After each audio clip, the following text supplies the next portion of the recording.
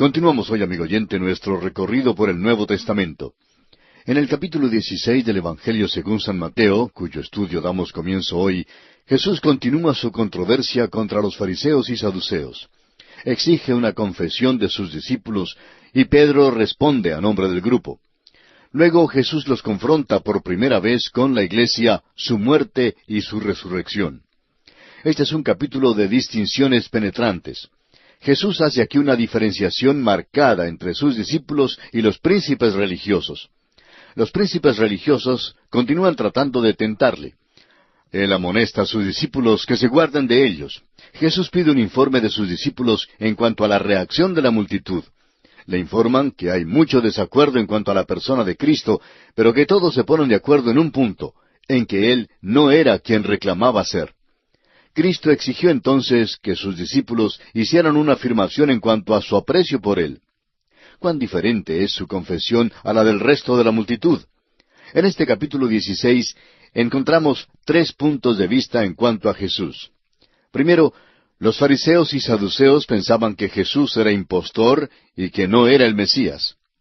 En segundo lugar, la multitud creía que Jesús podría ser Juan el Bautista, Elías, Jeremías o uno de los profetas. Todos eran lisonjeros, pero todos cerraron el blanco. En tercer lugar, sus discípulos creían que Jesús era el Mesías, el Cristo, el Hijo del Dios vivo. Pedro, al parecer, fue aquí el vocero de los discípulos. Por segunda vez, los fariseos y saduceos piden señal del cielo, y una vez más, Jesús se refiere a Jonás. Leamos los primeros 3 versículos de este capítulo 16 de Mateo. Vinieron los fariseos y los saduceos para tentarle, y le pidieron que les mostrase señal del cielo. Mas él respondiendo les dijo, Cuando anochece decís, buen tiempo, porque el cielo tiene arreboles. Y por la mañana, hoy habrá tempestad, porque tiene arreboles el cielo nublado. Hipócritas, que sabéis distinguir el aspecto del cielo, mas las señales de los tiempos no podéis. Recuerde usted que en el capítulo 12 de este Evangelio de Mateo, el versículo 39, los escribas y fariseos ya habían pedido una señal especial. En aquella ocasión, el Señor les dio la señal del profeta Jonás, que también dará aquí. Pero primeramente en este pasaje les dice cuán buenos pronosticadores del tiempo son ellos. Jesús observa que ellos pueden pronosticar el tiempo, lucen como meteorólogos, pero parece que no pueden reconocer las señales de los tiempos. Jesús reconoce que están tratando de tenderle una trampa y amonesta a los suyos a que se guarden de ellos. Por segunda vez los llama hipócritas. Y entonces dicen los versículos 4 y 5 de Mateo capítulo 16, La generación mala y adúltera demanda señal, pero señal no les será dada sino la señal del profeta Jonás. Y dejándolos se fue. Llegando sus discípulos al otro lado, se habían olvidado de traer pan. Por segunda vez el Señor refiere a los fariseos y saduceos a Jonás.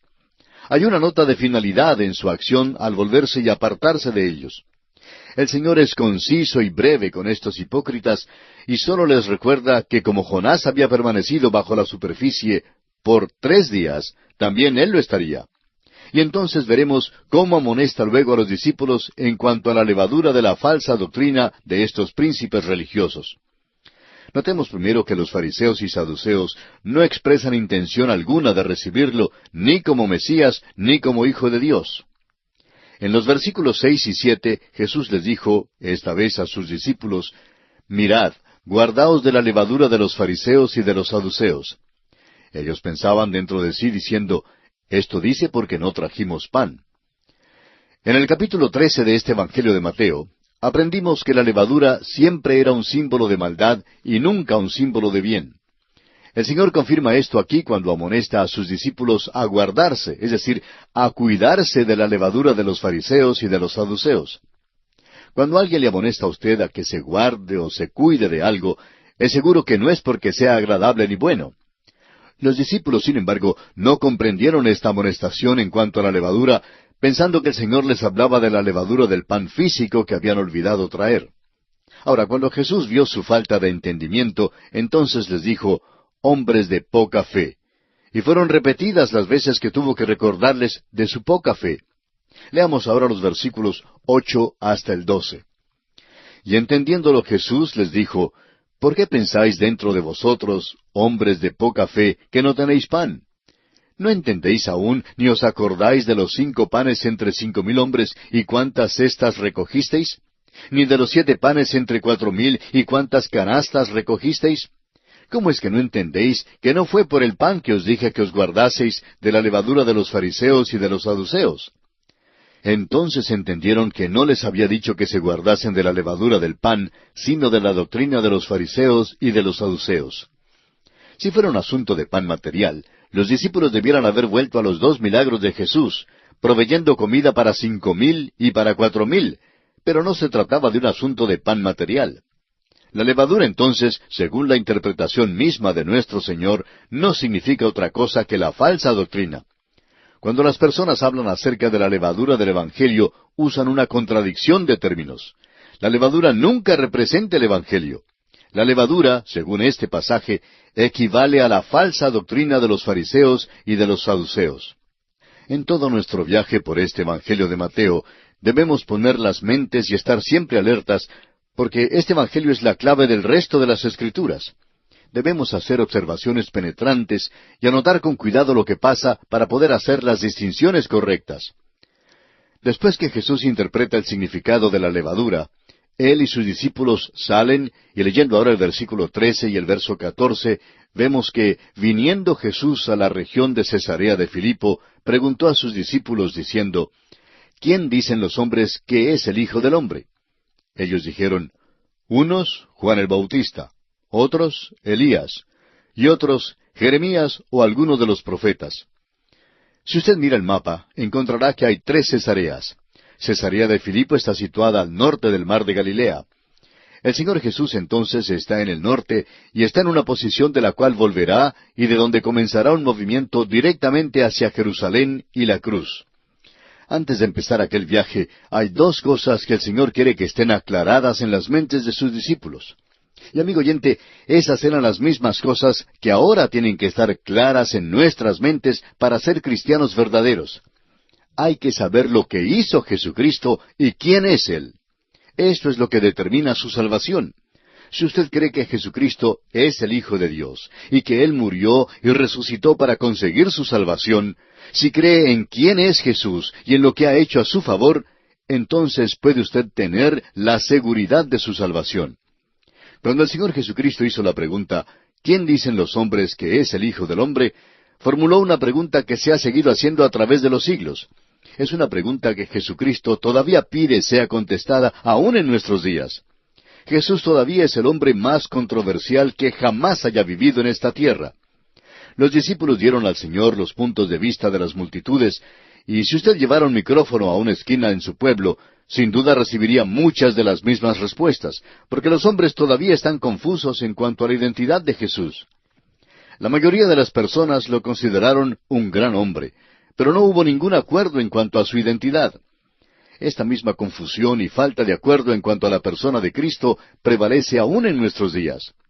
Todos estos criterios lisonjeros son deficientes, porque no dan con su verdadera identidad. Sin embargo, es interesante notar que todos lo alaban como un gran profeta o un gran maestro. Un predicador joven tomó una encuesta haciendo la pregunta en cuanto a quién fue Jesús. Una persona dijo que él fue un gran maestro. Otra dijo que fue el fundador de la religión. Un hombre pensaba que era una buena persona, y hubo quien más le colocara en la clase de las famosas personalidades de la historia. Quizá usted, amigo oyente, quisiera hacer una encuesta similar, y nos interesaría mucho saber los resultados. Bien, ahora el Señor hace otra pregunta a sus discípulos en los versículos 15 y 16. Él les dijo, ¿y vosotros, quién decís que soy yo? Respondiendo Simón Pedro dijo, Tú eres el Cristo, el Hijo del Dios viviente. El tiempo ha llegado para que los discípulos hagan una decisión y que den una confesión sobre su propio punto de vista. Evidentemente, Simón Pedro fue el vocero del grupo y lo llama el Cristo, que quiere decir el Mesías, el ungido, el que cumplía todas las profecías del Antiguo Testamento con respecto al Mesías. Pero asimismo dijo que era el Hijo de Dios. Con esto le atribuyeron a Jesús toda la plenitud de su persona, misión y obra, aunque es obvio que no entendieron en detalle las implicaciones de todo lo que esto significaba. Hasta este momento, este fue el testimonio mayor y la mejor confesión que pudo ser hecha en cuanto a Jesús. Este en verdad es Jesús. Ahora el versículo 17 dice, Entonces le respondió Jesús, Bienaventurado eres, Simón, hijo de Jonás, porque no te lo reveló carne ni sangre, sino mi Padre que está en los cielos.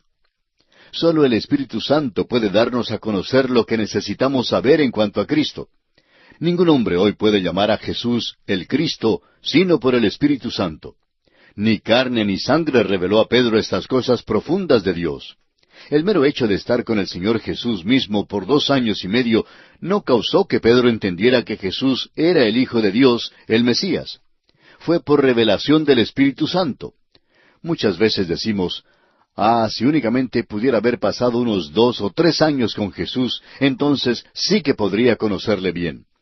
Amigo oyente, ahora mismo usted puede entrar en contacto íntimo con Jesucristo y pasar el resto de su vida con Él, gracias a la labor del Espíritu Santo. Ahora en el versículo 18 continúa hablando Jesús y dice, Y yo también te digo que tú eres Pedro, y sobre esta roca edificaré mi iglesia, y las puertas del Hades no prevalecerán contra ella. Vamos a considerar este versículo con cuidado. Es evidente que es muy fácil aquí hacer una equivocación de vocablos. Tú eres Petros, o sea, una piedra pequeña, y sobre esta Petra, roca o masa rocosa, edificaré mi iglesia. Él no iba a edificar la iglesia sobre Pedro, ni sobre la confesión de Pedro, pues solamente Jesús es la roca. La iglesia está edificada sobre Cristo. La confesión de Pedro lo colocó sobre la roca.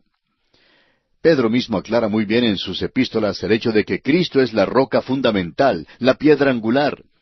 El apóstol Pedro lo explica en su primera carta, capítulo 2, versículos 4 al 8, diciendo, Acercándoos a Él, piedra viva, desechada ciertamente por los hombres, mas para Dios escogida y preciosa, vosotros también, como piedras vivas, sed edificados como casa espiritual y sacerdocio santo, para ofrecer sacrificios espirituales aceptables a Dios por medio de Jesucristo. Por lo cual también contiene la Escritura, He aquí pongo en Sión la principal piedra del ángulo, escogida, preciosa. Y el que creyere en Él no será avergonzado. Para vosotros, pues, los que creéis, Él es precioso. Pero para los que no creen, la piedra que los edificadores desecharon ha venido a ser la cabeza del ángulo, y piedra de tropiezo y roca que hace caer, porque tropiezan en la palabra, siendo desobedientes, a lo cual fueron también destinados. También el apóstol Pablo en su primera carta a los Corintios capítulo 3, versículo 11 dice, Porque nadie puede poner otro fundamento que el que está puesto, el cual es Jesucristo. Cristo es la roca, y Él dice que sobre esta roca edificará su iglesia. La iglesia estaba todavía en el futuro cuando el Señor hizo esa declaración. Y favor de no decirme que había una iglesia en el Antiguo Testamento, porque la iglesia no emergió sino hasta después de la muerte, la resurrección y ascensión de Cristo y su envío del Espíritu Santo. No pudo haber existido una iglesia hasta cuando todas estas cosas se hubieran cumplido. Edificaré mi iglesia, dice el Señor. Es una frase que indica que lo haría en el futuro. Ahora, las puertas del Hades se refiere a las puertas de la muerte.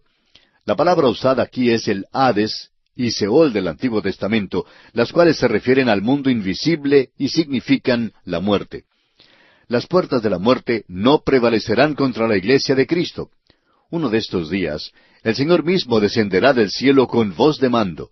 Aquella voz de mando será como la voz de un arcángel, y levantará a los suyos cuando venga. Así lo expresa el apóstol Pablo en su primera carta a los Tesalonicenses, capítulo 4, versículos 13 al 18, donde dice, Tampoco queremos, hermanos, que ignoréis acerca de los que duermen, para que no os entristezcáis como los otros, que no tienen esperanza. Porque si creemos que Jesús murió y resucitó, así también traerá Dios con Jesús a los que durmieron en Él. Por lo cual os decimos esto en palabra del Señor, que nosotros que vivimos, que habremos quedado hasta la venida del Señor, no precederemos a los que durmieron. Porque el Señor mismo, con voz de mando, con voz de arcángel y con trompeta de Dios, descenderá del cielo, y los muertos en Cristo resucitarán primero. Luego nosotros, los que vivimos, los que hayamos quedado, seremos arrebatados juntamente con ellos en las nubes para recibir al Señor en el aire, y así estaremos siempre con el Señor. Por tanto, alentaos los unos a los otros con estas palabras.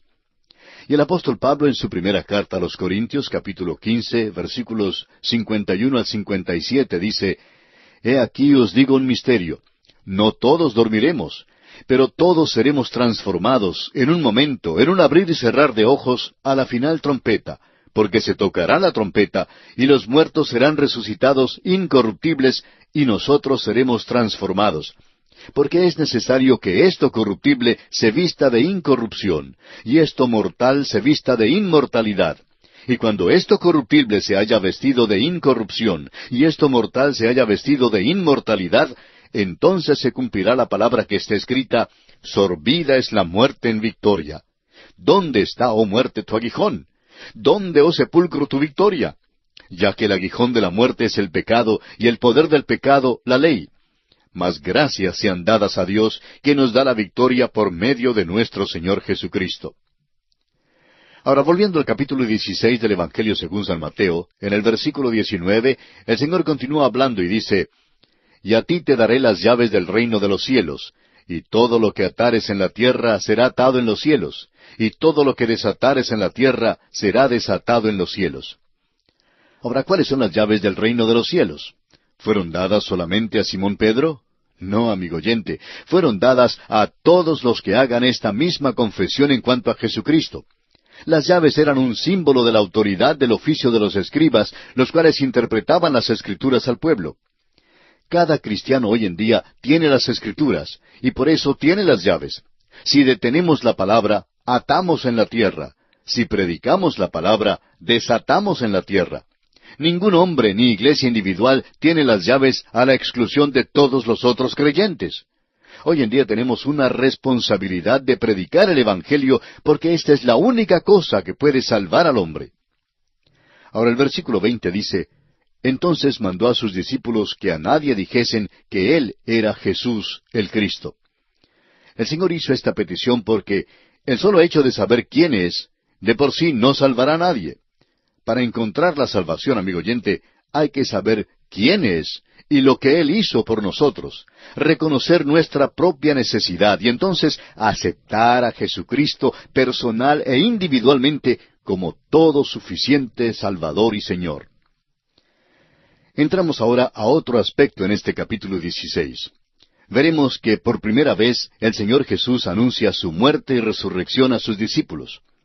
La ocasión para estas palabras fue aproximadamente 6 meses antes de que en realidad fuera crucificado. Ahora, ¿por qué esperó tanto tiempo antes de hacer un anuncio tan importante? Es obvio que los discípulos no estaban preparados para recibir el anuncio, ni aun en esta ocasión, a juzgar por su reacción. Jesús repitió 5 veces el hecho de que iba a Jerusalén para morir. Así lo vemos en este versículo 21 del capítulo 16. También en el capítulo 17, versículo 12. Luego los versículos 22 y 23 de ese mismo capítulo 17. Más adelante en el capítulo 20, versículos 18 y 19. Y finalmente en el versículo 28 del mismo capítulo 20. A pesar de esta instrucción intensiva, los discípulos no pudieron comprender el significado de todo esto, sino hasta después de su resurrección. Leamos ahora el versículo 21 de Mateo capítulo 16. Desde entonces comenzó Jesús a declarar a sus discípulos que le era necesario ir a Jerusalén y padecer mucho de los ancianos, de los principales sacerdotes y de los escribas, y ser muerto y resucitar al tercer día. Esto es lo que hizo el Señor Jesús por usted y por mí, amigo oyente. Este es el Evangelio, o sea, las buenas noticias de que Cristo murió por nuestros pecados conforme a las Escrituras, y que fue sepultado y que resucitó también conforme a las Escrituras. Es necesario saber quién es, y también es necesario saber lo que hizo por usted y por mí. Si sabe estas dos cosas, y por la fe cree y las recibe, entonces usted es salvo. Esto nunca antes había sido revelado, exceptuando a Nicodemo en el principio de su ministerio en el capítulo 3 del Evangelio según San Juan, versículos 14 y 15, donde dice, Y como Moisés levantó la serpiente en el desierto, así es necesario que el Hijo del Hombre sea levantado, para que todo aquel que en Él cree no se pierda, mas tenga vida eterna. Es nuestra oración, amigo oyente, al concluir el programa de hoy, que usted abra las puertas de su corazón al Hijo de Dios en esta misma hora y le reciba como su Señor y su Salvador, para que así pueda tener la seguridad completa de disfrutar de una vida eterna con Cristo Jesús. Dios le ayude a hacerlo. Continuamos hoy, amigo oyente, nuestro viaje por el Evangelio según San Mateo. El día de hoy concluiremos nuestro estudio del capítulo 16 de este primer libro del Nuevo Testamento. Al final de nuestro programa anterior vimos que Jesús había comenzado a anunciar su muerte. Ahora, en los versículos 22 y 23 leemos: Entonces Pedro, tomándolo aparte, comenzó a reconvenirle diciendo: Señor, ten compasión de ti, en ninguna manera esto te acontezca. Pero él, volviéndose, dijo a Pedro: Quítate de delante de mí, Satanás, me eres tropiezo, porque no pones la mira en las cosas de Dios, sino en las de los hombres. Parece que Pedro es una vez más el vocero de los discípulos. Él dice: Tú eres el Mesías, el Hijo de Dios. No debes, no puedes ir a la cruz. La cruz simplemente no formaba parte de sus pensamientos en ese momento. Es satánico que alguien niegue los hechos del Evangelio estando en una posición como la de Simón Pedro. Jesús murió por nuestros pecados en la cruz, y es satánico negarlo, especialmente para un hombre en el púlpito. Lo único que puede salvar es la muerte de Cristo en la cruz. Pedro más tarde dijo en su primera carta, capítulo 2, versículo 24, quien llevó él mismo nuestros pecados en su cuerpo sobre el madero, para que nosotros, estando muertos a los pecados, vivamos a la justicia, y por cuya herida fuisteis sanados. ¿Qué transformación se realizó en este hombre Pedro?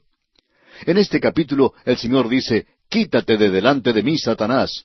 Y sin embargo, en la primera carta el mismo apóstol Pedro dice que Cristo llevó nuestros pecados en su propio cuerpo en la cruz. Negar el valor de la muerte de Cristo es ciertamente satánico. Ahora el versículo 24 dice: Entonces Jesús dijo a sus discípulos: Si alguno quiere venir en pos de mí, niéguese a sí mismo y tome su cruz y sígame. Muchas personas interpretan este versículo así: niéguese helados o niéguese algún lujo acá en la tierra. Pero lo que este versículo dice es: niéguese a sí mismo. Ya se sabe que la persona más difícil de negar en todo el mundo es uno mismo. Tampoco dice aquí que es necesario tomar la cruz de Cristo para poder seguirlo. Tenemos que tomar nuestra propia cruz y así seguir al Señor. Hay una cruz para cada uno de nosotros si seguimos a Cristo. Ahora llegamos a una verdad de mucha importancia. Leamos los versículos 25 al 27. Porque todo el que quiera salvar su vida la perderá, y todo el que pierda su vida por causa de mí la hallará. Porque ¿qué aprovechará al hombre si ganare todo el mundo y perdiere su alma? ¿O qué recompensa dará el hombre por su alma? Porque el Hijo del Hombre vendrá en la gloria de su Padre con sus ángeles, y entonces pagará a cada uno conforme a sus obras. La persona que no corre los riesgos involucrados en llegar a ser discípulo del Señor Jesús, al fin perderá su vida eternamente. Lo opuesto también es verdad. En la segunda venida de Cristo, todas las cuentas serán arregladas y todo el mundo recibirá sus recompensas justas. Y aquí concluimos nuestro estudio del capítulo 16 del Evangelio según San Mateo. Se nota que no hemos considerado todavía el versículo 28, pero el versículo 28 lo consideramos más bien asociado al capítulo 17. Por esa razón vamos a incluirlo en nuestro estudio del capítulo 17 de Mateo. Ahora, en el capítulo 17, el tema es la transfiguración. El muchacho poseído del demonio y los discípulos sin fe, y el pago que Jesús hace del impuesto del templo por medio de un milagro. El versículo 28 de Mateo 16 pertenece en realidad al capítulo 17, como dijimos, porque el capítulo 17 explica lo que nuestro Señor quiso decir cuando hizo esta declaración siguiente, aquí en el versículo 28. De cierto os digo que hay algunos de los que están aquí que no gustarán la muerte hasta que hayan visto al Hijo del Hombre viniendo en su reino. Jesús había anunciado que había algunos allí que no gustarían la muerte hasta que vieran al Hijo del Hombre viniendo en su reino. La exactitud de estas palabras se comprueba por medio de un examen detenido de las palabras de uno de los testigos presenciales de la transfiguración. Leamos para ello en la segunda carta del apóstol Pedro, capítulo 1, versículos 16 al 18. Porque no os hemos dado a conocer el poder y la venida de nuestro Señor Jesucristo, siguiendo fábulas artificiosas, sino como habiendo visto con nuestros propios ojos su majestad. Pues cuando Él recibió de Dios Padre honra y gloria, le fue enviada desde la magnífica gloria una voz que decía, Este es mi Hijo amado, en el cual tengo complacencia. Y nosotros oímos esta voz enviada del cielo cuando estábamos con Él en el Monte Santo. Hasta aquí lo que dice Pedro. Ahora, ¿cómo fue cumplida la declaración de Jesús para los apóstoles en aquel día? Cuando el Señor Jesucristo fue glorificado en el monte de la transfiguración con 3 de sus discípulos presentes, entonces fue cuando se cumplió esta declaración. La transfiguración fue un cuadro en miniatura del reino, y Simón Pedro confirmó esto para nosotros. Los otros evangelios dan el relato de la transfiguración, exceptuando el Evangelio según San Juan. Esto nos conduce a decir algo que quizá le sorprenda, pero la transfiguración no comprueba ni manifiesta la deidad de Cristo. Manifiesta más bien la humanidad de Cristo. El Evangelio de Juan acentúa la deidad de Cristo, y sin embargo es el único que precisamente omite el relato de la transfiguración. Los otros evangelios nos cuentan de este acontecimiento, y esto nos debe poner en estado de alerta. El Señor Jesucristo transfigurado no es tan solo una prueba de su propia humanidad, sino que revela la esperanza de la humanidad, porque el hombre que vemos allí es lo que nosotros seremos. Pues los que son de Él han de ser como Él. Esta es la expectativa gloriosa que es presentada a cada hombre. No es la intención de Dios que la raza humana sea como el pobre muchacho poseído del demonio al pie del monte, del cual leeremos más tarde aquí en el capítulo 17. Juan nos dice en su primera epístola, capítulo 3, versículo 2, Amados, ahora somos hijos de Dios, y aún no se ha manifestado lo que hemos de ser, pero sabemos que cuando Él se manifieste, seremos semejantes a Él, porque le veremos tal como Él es. El acontecimiento en el monte fue la glorificación del Señor Jesús antes de su muerte y resurrección. Leamos la narración de Mateo en el capítulo 17, versículo 1.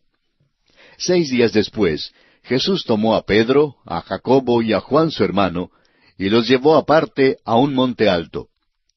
Vemos que una vez más Jesús lleva a Pedro, a Jacobo y a Juan con él. Ahora, ¿por qué llevó Jesús a estos 3 constantemente con él? Por ejemplo, vea usted el relato del levantamiento de la hija de Jairo en el capítulo 8 de San Lucas, versículo 51, y el relato de Getsemaní en Mateo 26:37.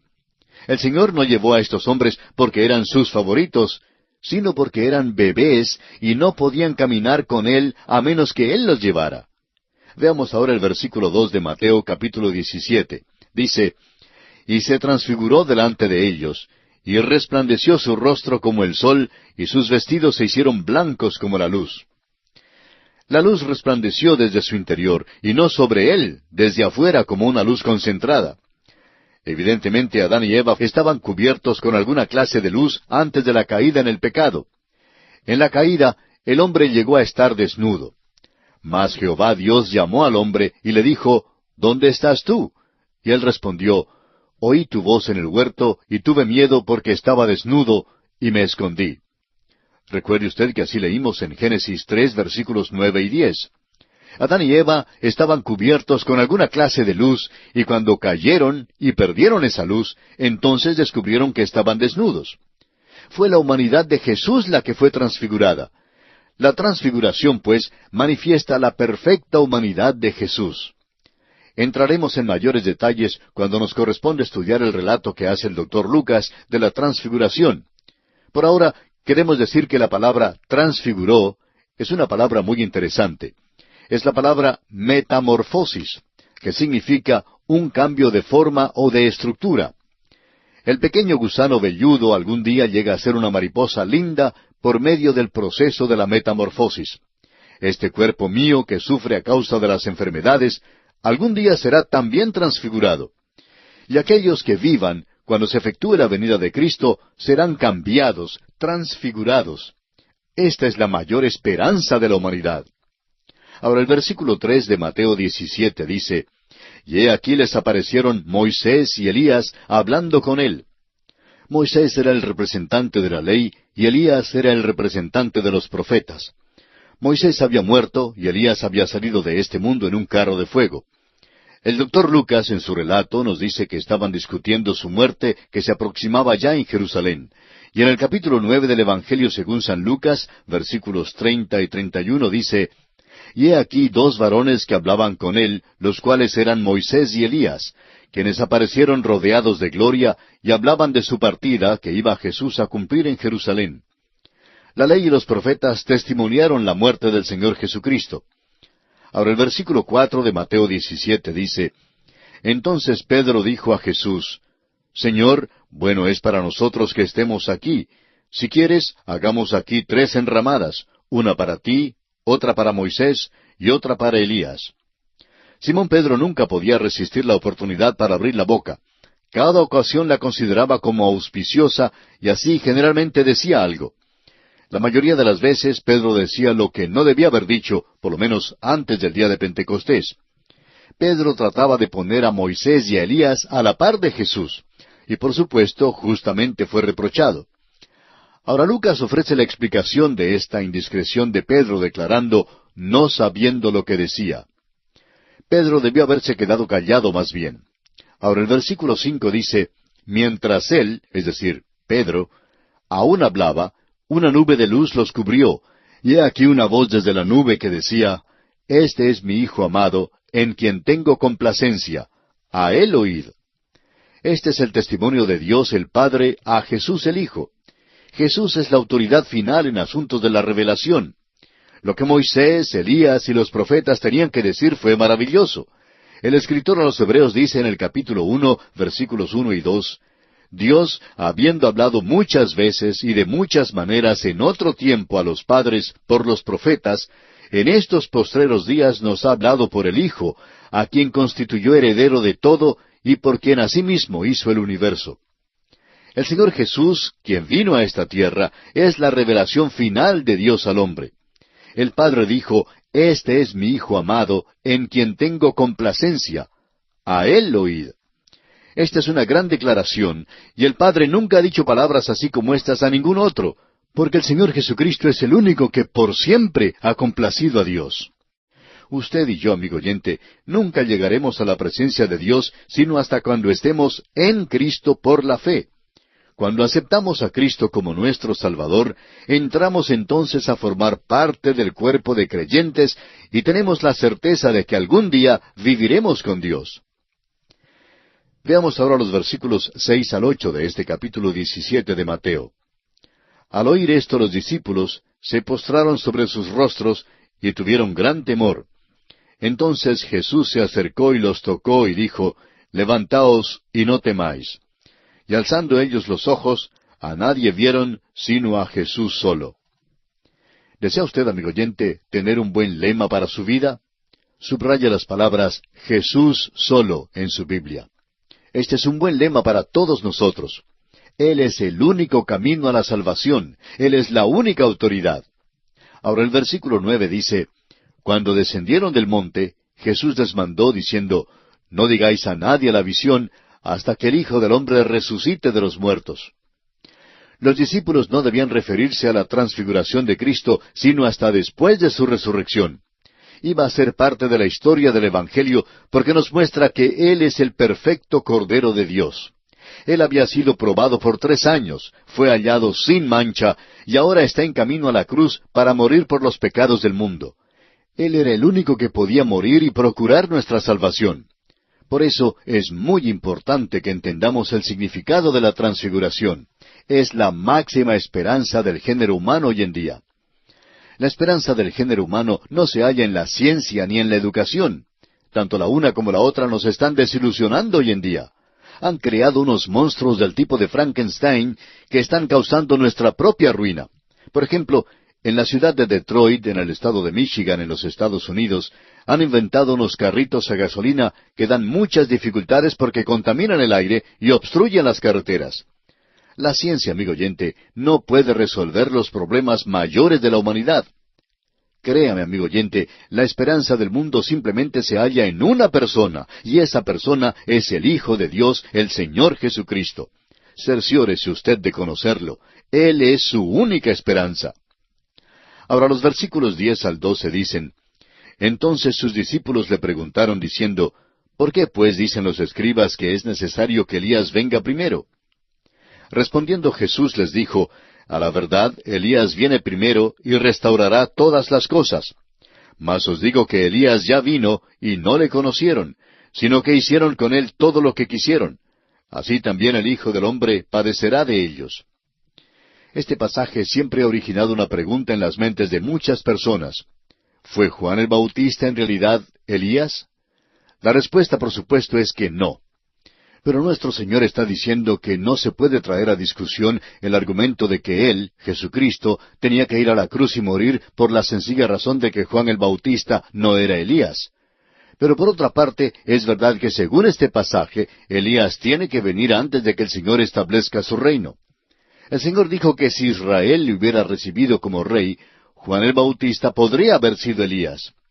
Ahora, si usted nos preguntara cómo podría ser eso, tendríamos que contestar que no sabemos.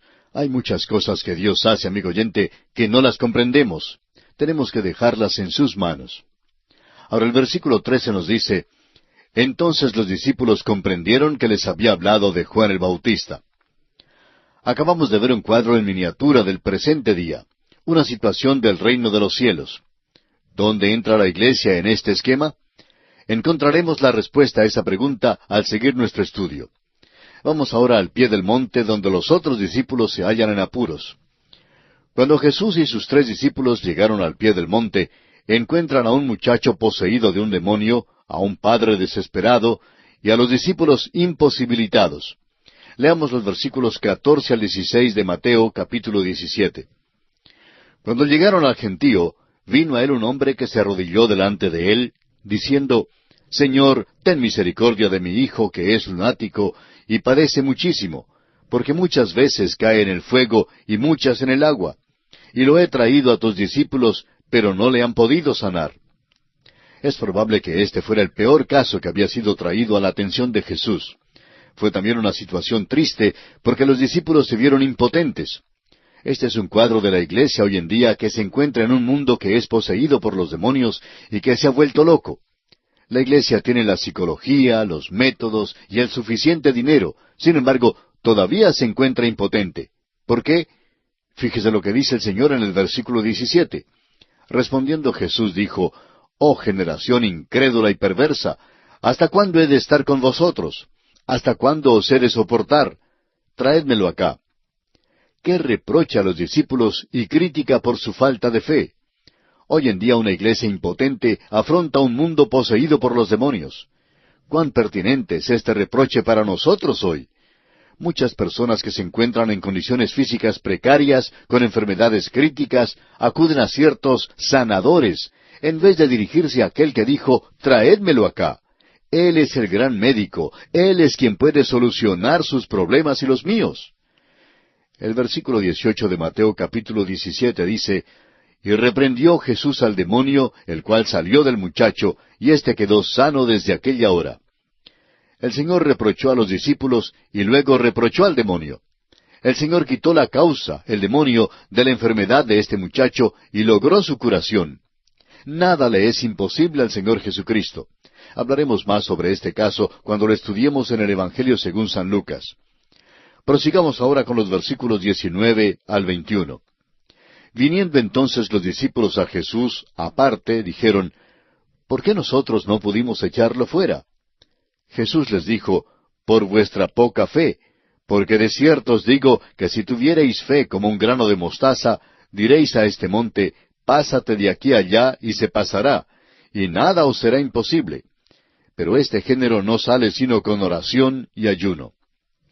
Cuando dice este pasaje que nada es imposible, se refiere al hecho de que nada que sea según la voluntad de Dios para usted. Los discípulos no pudieron ayudar a este muchacho por causa de su falta de fe. No era la condición del muchacho la que les impidió. Debe notarse que el versículo 21 no se encuentra en los mejores y más antiguos manuscritos, cuando dice, pero este género no sale sino con oración y ayuno.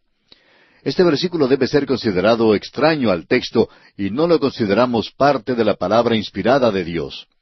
El ayuno no es esencial para expulsar a un demonio, y como ya hemos dicho, el ayuno es voluntario. Ahora, por tercera vez, el Señor recuerda a sus discípulos que Él moriría y que sería levantado de los muertos. Examinemos los versículos 22 y 23 de Mateo capítulo 17. Estando ellos en Galilea, Jesús les dijo, El Hijo del Hombre será entregado en manos de hombres y le matarán, mas al tercer día resucitará. Y ellos se entristecieron en gran manera. El Señor está en camino a Jerusalén. Cesarea de Filipo es donde comenzó primero a mencionar su muerte y resurrección venidera. Ahora está en Galilea y hace mención de ella una vez más a sus discípulos, y ellos se entristecen. Y aquí nos detenemos por esta oportunidad. Continuamos hoy, amigo oyente, nuestro recorrido por el Evangelio según San Mateo. En nuestro programa de hoy vamos a considerar el milagro del dinero del impuesto. Leamos los versículos 24 al 27 de este capítulo 17 del Evangelio según San Mateo. Cuando llegaron a Capernaum, vinieron a Pedro los que cobraban las 2 dracmas, y le dijeron, ¿Vuestro maestro no paga las 2 dracmas? Él dijo, sí. Y al entrar él en casa, Jesús le habló primero diciendo, ¿Qué te parece, Simón? Los reyes de la tierra, ¿de quiénes cobran los tributos o los impuestos? ¿De sus hijos o de los extraños? Pedro le respondió, de los extraños. Jesús le dijo, luego los hijos están exentos. Sin embargo, para no ofenderles, ve al mar y echa el anzuelo, y el primer pez que saques, tómalo, y al abrirle la boca hallarás un estatero.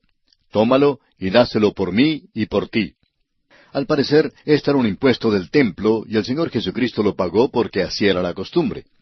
Note usted el versículo 27 en particular, donde dice, sin embargo, para no ofenderles, ve al mar y echa el anzuelo, y el primer pez que saques, tómalo, y al abrirle la boca, hallarás un estatero.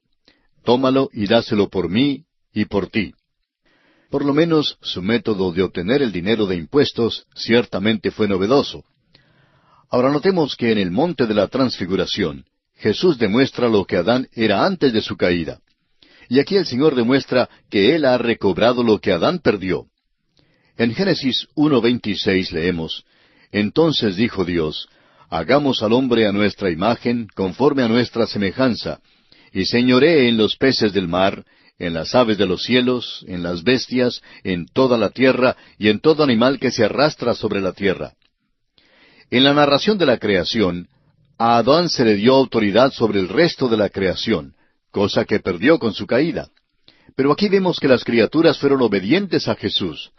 Este pez, por ejemplo, cumplió su mandato tan bien como lo cumplió Pedro. En la Transfiguración vemos al hombre restaurado a su diseño original. En el episodio del dinero del impuesto vemos al hombre restaurado a su capacidad original. Y en esta forma concluimos nuestro estudio del capítulo 17 del Evangelio según San Mateo. Ahora, en el capítulo 18 encontramos el niño pequeño, la oveja perdida, la conducta de la iglesia venidera y la parábola con respecto al perdón. Los próximos pocos capítulos no parecen adelantar más el desenlace de la acción en Mateo, pero sí ayudan a responder las preguntas que han surgido a causa de la aparente digresión repentina en el establecimiento del reino de los cielos debido al rechazo del rey. El capítulo 13 de Mateo, en sus parábolas del reino, nos dio el bosquejo que abarca todo el reino de los cielos en esta edad, pero todavía hay preguntas que quedan sin respuesta, de modo que estos capítulos sirven de mucha ayuda para contestar muchos de estos interrogantes. También encontramos aquí que el nuevo nacimiento es esencial para poder entrar en el reino. El versículo 1 del capítulo 18 del Evangelio de Mateo dice, En aquel tiempo los discípulos vinieron a Jesús diciendo, ¿Quién es el mayor en el reino de los cielos? ¿No encuentra usted, amigo oyente, en este primer versículo, en la pregunta de los discípulos, una nota de una ambición carnal? Puede ser que simplemente tengamos una mente criticona, pero tal vez estos hombres han estado discutiendo este asunto, y quizá 2 o 3 de ellos pensaran que razonablemente podrían ser considerados los mayores en el reino de los cielos. Por tanto, el Señor hizo una cosa algo sensacional. En el versículo 2, escuchemos lo que dice el Señor Jesús.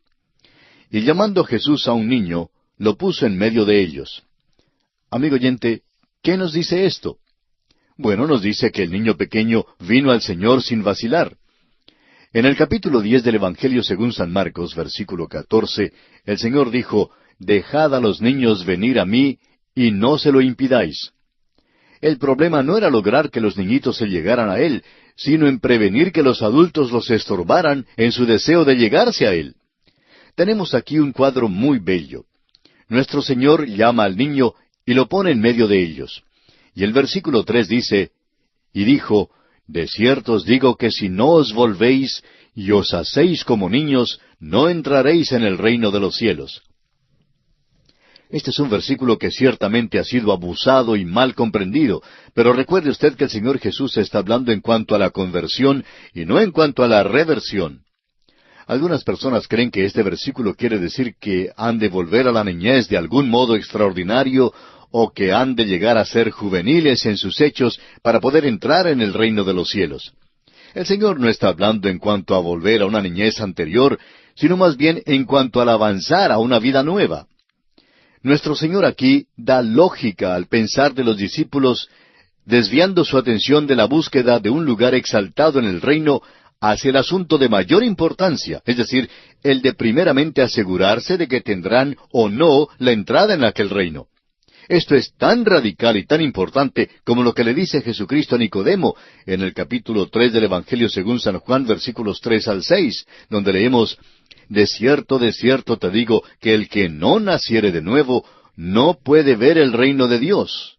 Nicodemo le dijo, «¿Cómo puede un hombre nacer siendo viejo? ¿Puede acaso entrar por segunda vez en el vientre de su madre y nacer?» Respondió Jesús, de cierto te digo, que el que no naciere de agua y del Espíritu, no puede entrar en el reino de Dios. Lo que es nacido de la carne, carne es, y lo que es nacido del Espíritu, Espíritu es. La cosa importante que es acentuada en estos versículos es el nuevo nacimiento. Debemos llegar a ser como un niño pequeño en el sentido de que debemos nacer de nuevo. Cuando nacemos de nuevo, comenzamos espiritualmente como niños. Hoy en día tenemos un problema similar con las personas que buscan reconocimiento de lo que son y lo que han hecho. Quieren dar testimonios, pero no para honrar a Dios, sino solo para su propia adulación y reconocimiento. Lo que Jesús dice en cuanto a tal actitud lo encontramos aquí en los versículos 4 al 6 de Mateo 18, donde dice, «Así que cualquiera que se humille como este niño, ese es el mayor en el reino de los cielos. Y cualquiera que reciba en mi nombre a un niño como este, a mí me recibe. Y cualquiera que haga tropezar a alguno de estos pequeñitos que creen en mí, mejor le fuera que se le colgase al cuello una piedra de molino de asno y que se le hundiese en lo profundo del mar». Es la entrada, o sea, el nacer de nuevo, y no el rango lo que importa en el reino de los cielos. Debemos poner énfasis en el nuevo nacimiento. El Señor usa un lenguaje acérrimo en esta sección al darle una prioridad divina al ministerio entre los niños. El hecho es que esta sección hace del evangelismo de los niños un máximo imperativo. Esto pone una responsabilidad adicional sobre los padres creyentes en cuanto a sus hijos. Se cuenta la historia del famoso evangelista Dwight L. Moody, que cuando llegaba a casa una noche después de una reunión, su familia le preguntó que cuántos se entregaron al Señor aquella noche. Y él respondió, «El Señor me dio 2 almas y media». Su familia dijo, «Ah, sí, es decir, hubo 2 adultos y un niño que aceptaron al Señor». Moody respondió, «No, 2 niños y un adulto aceptaron al Señor». Y continuó diciendo, «El adulto es viejo y tiene solamente la mitad de su vida para dar. Es simplemente un medio converso». Amigo oyente, los niños pequeños son importantes, pero desafortunadamente en nuestras iglesias no siempre les damos la importancia que merecen. Hace algunos años un pastor de una iglesia escocesa entregó su renuncia y al hacerlo, los ancianos le preguntaron por qué quería renunciar su puesto de pastor. «Bueno», contestó el pastor, «el Señor me ha dado una sola alma durante todo este año pasado, y ese es el pequeño Robertito Moffat». Pero más tarde, Roberto Moffat fue el hombre que abrió el continente de África para la obra misionera. Fue el año más grande que aquel predicador jamás hubiera tenido y no lo sabía. De modo que el Señor pone un gran énfasis sobre los niños en estos versículos. Leamos ahora los versículos 7 al 10 de este capítulo 18 de Mateo. Ay del mundo por los tropiezos, porque es necesario que vengan tropiezos, pero ay de aquel hombre por quien viene el tropiezo. Por tanto, si tu mano o tu pie te es ocasión de caer, córtalo y échalo de ti. Mejor te es entrar en la vida cojo o manco, que teniendo 2 manos o 2 pies, ser echado en el fuego eterno. Y si tu ojo te es ocasión de caer, sácalo y échalo de ti. Mejor te es entrar con un solo ojo en la vida, que teniendo 2 ojos, ser echado en el infierno de fuego. Mirad que no menospreciéis a uno de estos pequeños, porque os digo que sus ángeles en los cielos ven siempre el rostro de mi Padre que está en los cielos. Estos son versículos duros, amigo oyente. Debemos fijarnos en 2 cosas que son importantes. En primer lugar, en el versículo 10 habla de sus ángeles. Este es el versículo principal que se usa para comprobar que cada persona tiene su ángel de la guarda. Favor de no entendernos mal. No sabemos si tenemos ángeles de la guarda o no, pero no creemos que este pasaje esté hablando en cuanto a los ángeles de la guarda. La palabra que se traduce como ángeles aquí realmente significa espíritus. El Señor está diciendo que los espíritus de los niños ven siempre el rostro del Padre que está en el cielo, y por tanto no debemos despreciar ni osar ofender a uno de estos pequeños. Cuando muere un pequeñuelo, su espíritu va inmediatamente a estar con Dios. Todos estos pequeñuelos van al cielo cuando mueren, no porque son inocentes, sino porque Jesús murió por ellos. Esto es lo que Jesús está diciendo en estos versículos. A los niños no los desprecien, no los impidan, dejen que lleguen a Dios. Dice que aun si mueren, sus espíritus irán a la presencia del Padre. Muchas personas se preguntan en cuanto a lo que pasará a sus pequeñitos si mueren. David sabía lo que había pasado con su pequeño bebé cuando murió. En el segundo libro de Samuel, capítulo 12, versículo 23, David dijo, «Mas ahora que ha muerto, ¿para qué he de ayunar? ¿Podré yo hacerle volver? Yo voy a él, mas él no volverá a mí». David sabía que era inútil llorar más porque algún día estaría con su hijito una vez más. Esta es una verdad preciosa, especialmente para aquellos que han perdido a un niñito por la muerte. El autor de estos estudios bíblicos, el Dr. J. Vernon McGee, compartía que él mismo había perdido a una de sus hijas, una niña que fue sepultada en California. De vez en cuando, decía él, iba a la sepultura y le ponía algunas flores. Iba a la sepultura porque allí estaba todo lo que tenía de ella en esta tierra. Pero, decía él, yo sé que ella está con el Padre en el cielo. Es salva y algún día glorioso estaré con ella para verla una vez más. Yo sé dónde está ella, decía él, y algún día iré a ella. Amigo oyente, este es un pasaje glorioso.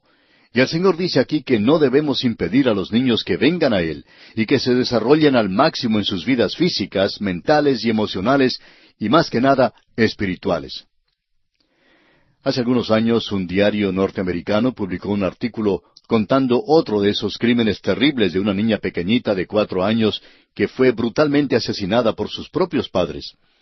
Seguramente tales crímenes no pueden pasar inadvertidos por aquel que habló en Mateo 18:6. Para estas personas, amigo oyente, si no se arrepienten y acuden a Jesucristo, solo les espera el mismo infierno. Consideremos ahora la parábola de la oveja perdida. El versículo 11 de este capítulo 18 de Mateo dice, «Porque el Hijo del Hombre ha venido para salvar lo que se había perdido». Esta parábola es diferente que la parábola de la oveja perdida que se encuentra en el Evangelio según San Lucas capítulo 15. La clave de esta parábola es la de salvar.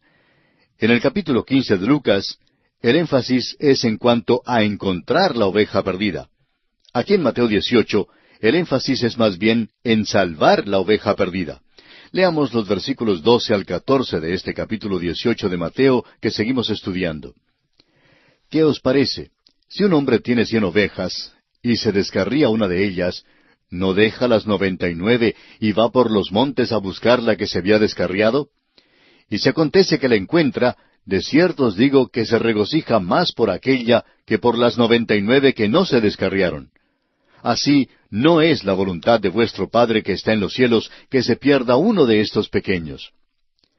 conviene fijarnos que el Señor todavía está pensando en cuanto a los niñitos. El Señor cuidará de ellos hasta que lleguen a la edad de responsabilidad, pero ahora son la responsabilidad de sus padres. Los jóvenes están pagando un precio terrible en las escuelas hoy en día a causa de los supuestos intelectuales y sus métodos experimentales de enseñanza. Amigo oyente, tenemos una responsabilidad tremenda delante de Dios en estos días de encaminar, de orientar a nuestros niños por la senda de justicia. Ahora Jesús da una nueva norma para la conducta en la iglesia. Del capítulo 18 de Mateo leemos el versículo 15 que dice, «Por tanto, si tu hermano peca contra ti, ve y repréndele estando tú y él solos. Si te oyere, has ganado a tu hermano». Este versículo está hablando del pecado cometido por un creyente. La obligación está sobre aquel que ha sido ofendido para que se acerque a su hermano, al que lo ha ofendido, y no viceversa. Los versículos 16 y 17 de Mateo 18 dicen, «Mas si no te oyere, toma aún contigo a uno o dos, para que en boca de 2 o 3 testigos conste toda palabra. Si no los oyere a ellos, dilo a la iglesia, y si no oyere a la iglesia, tenle por gentil y publicano».